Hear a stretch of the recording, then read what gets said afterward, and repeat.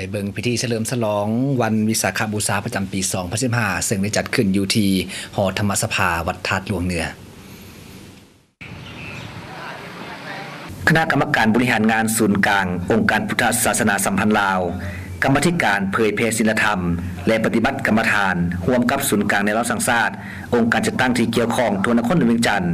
ได้จัดพิธีเฉลิมฉลองบุญวิสาขบูชาประจำปี2015ขึ้น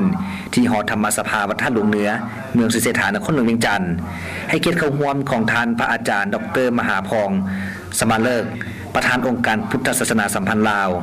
ท่านศาสตราจารย์ดร.พันดวงจิตวงศา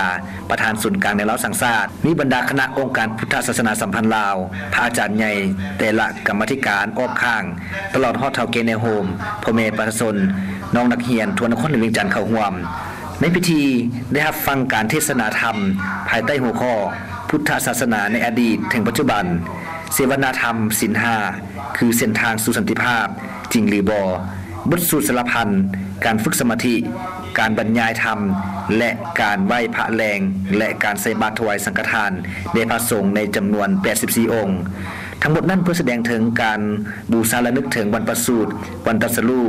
และวันปรินิพพานของพระพุทธเจ้าเคียงคู่กันนั้นก็เพื่อเฉลิมฉลองวันสากลของชาวพุทธทั่วโลกเฮ็ดให้ชาวพุทธบริษัททั้งหลายโดยเฉพาะแม่นคนรุ่นหลังได้รับรู้ถึงความหมายและความสำคัญของวันวิสาขบูชา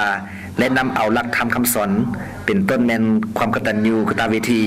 มาปฏิบัติในชีวิตประจำวันให้เกิดประโยชน์แก่ตนเองพร้อมนั้นยังเป็นการระดมทุนเข้าในเวียกงานเผยแพร่ศีลธรรมขององค์การพุทธศาสนาสัมพันธ์ลาวในต่อหน้าให้นับมือมีผลสำเร็จ